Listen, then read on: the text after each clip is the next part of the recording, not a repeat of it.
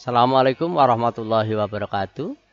Selamat pagi semuanya, siswa-siswa yang berbahagia. Puji kepada Allah Subhanahu wa taala yang telah memberikan kesehatan kita semuanya sehingga pada pagi hari ini kita bisa bertemu lagi untuk belajar bersama dalam ilmu geografi.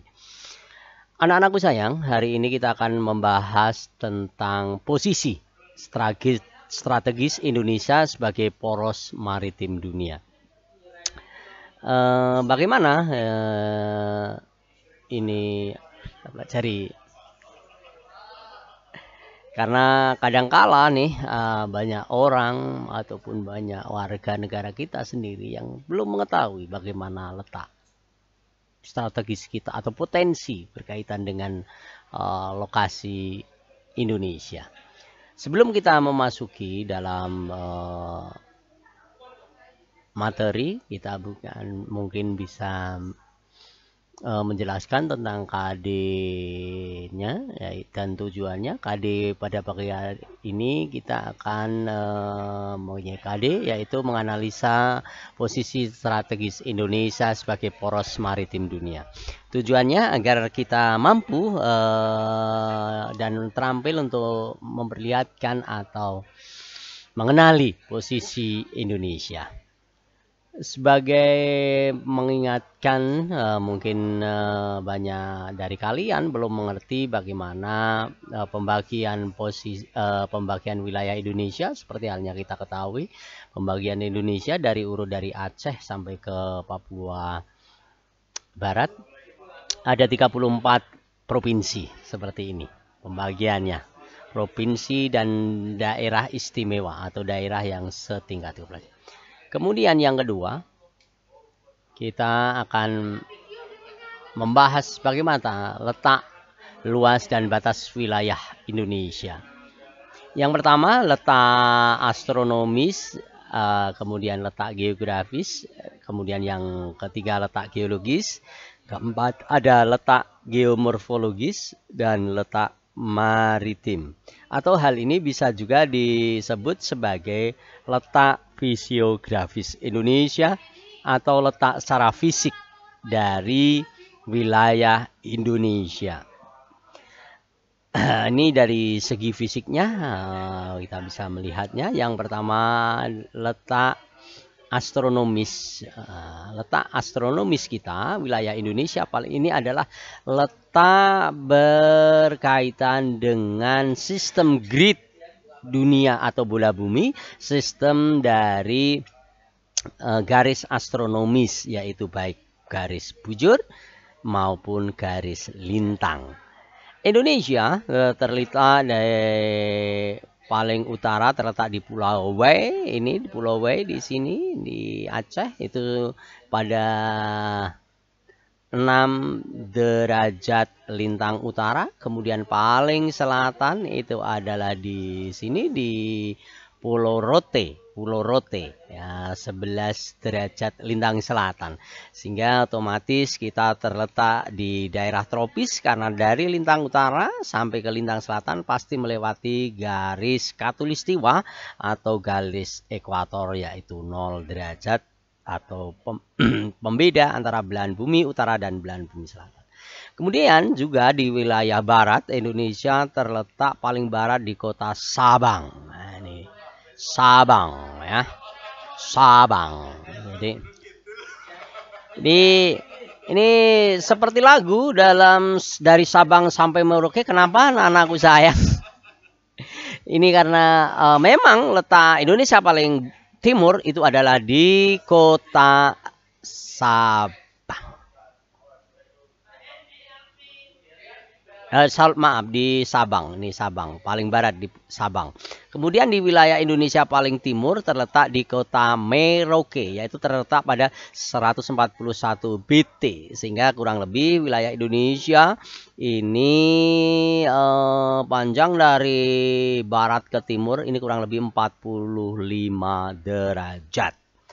Sistem grid bumi sehingga kita dibagi menjadi 3 wilayah. Nah, konsekuensinya apa? Tentunya anak-anakku tahu kita di daerah ini seperti halnya kita beriklim tropis begitu.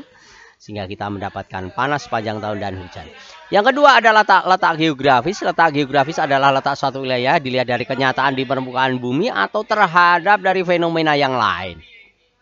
Seperti halnya Anda ketahui atau sudah hafal dari dulu, Indonesia terletak di antara dua benua, yaitu benua Asia di utara, kemudian juga ada benua Australia di selatan. Nah, di sini Asia, kemudian Indonesia yang merah-merah ini anakku, kemudian yang di selatan adalah Australia. Kemudian Indonesia juga diapit dua samudra, jadi Sendang Kapit Pancuran, yaitu antara sendangnya itu Pasifik dan sendang India atau Samudra Indian Ocean, Hindian. Jadi India. Jadi Samudra Hindia dan Samudra Pasifik. Nah, ini letak geografis Indonesia atau apa tadi? Letak suatu wilayah atau letak wilayah Indonesia dilihat dari kenyataan di permukaan bumi atau fenomena lain di permukaan bumi ini. Kita lanjut, aku sayang. Nah, yang ketiga adalah letak geologis. Apa itu letak geologis? Adalah dilihat letak Indonesia ini sebagai susunan lempeng dunia. Nah, dilalui dua jalur pegunungan muda dunia. Kenapa dikatakan muda? Karena ini pembentukannya berproses sampai sekarang. Nah, nih ada pertemuan tiga lempeng di kita. Ada apa itu? Atau plate ya, plate itu adalah lempeng. Di sini ada lempeng Indo-Pasifik ada di sini, kemudian lempeng Eurasia dan lempeng Indo-Australia. Nah, di sini. Sehingga Indonesia dikepung oleh tiga sirkum pegunungan dunia. Sehingga Indonesia dikenal sebagai Ring of Fire. Ring of Fire atau cincin api dunia. Kenapa? Karena ini berkaitan dengan letak geologis Indonesia, yang dimana ada tiga lempeng yang bergerak. Nih, bergerak. Utak-utik begitu dalam bahasa Jawanya itu, bergerak sedikit demi sedikit. Nah, Pak Endi mengatakan the utak-utik begitu. And then lanjut, letak geomorfologis. Apa tuh itu letak geomorfologis? Letak geomorfologis adalah letak berdasarkan tinggi rendahnya suatu daratan terhadap permukaan air laut, anakku sayang. Jadi apa itu topografinya? Ada gunung, bukit, daratan dan sebagainya. Nah, kita letak ini Indonesia karena secara geologis merupakan tiga pertemuan, sehingga geomorfologis Indonesia sangatlah bervariasi. Tinggi tempat dan kerendahan akan mempengaruhi beberapa fenomena alam yang lain. Yaitu yang pertama contohnya adalah perbedaan suhu. Semakin naik itu semakin turun. Dan ini sangat mempengaruhi jenis tanaman. Yang kedua, menentukan kandungan mineral dalam tanah dengan adanya gunung berapi aktif maupun non-aktif, gunung api purba. Ini akan menentukan kandungan mineral dalam tanah. Sehingga Indonesia terkenal sampai sekarang kaya akan bahan tambang. Bahan tambang. Ini yang menjadi sumber kekayaan dan devisa negara kita. Namun sayang, aku sayang, mungkin kita sendiri saat ini belum mampu untuk mengembangkan teknologi dan menguasai secara mandiri. Ini tugas kalian nantinya tentunya.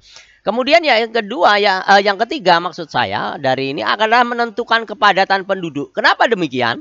Karena dengan bentang alam yang beraneka ragam, tidak semua land atau tanah ini dapat digunakan sebagai tempat hunian.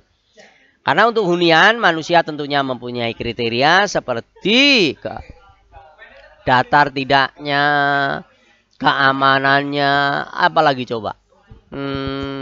Sumber air bersih tentunya, dan pastinya hak kepemilikan tanah. Gitu. Oke, itu tadi 4 letak Indonesia. Dilihat yang pertama dari letak astronomis, letak geografis,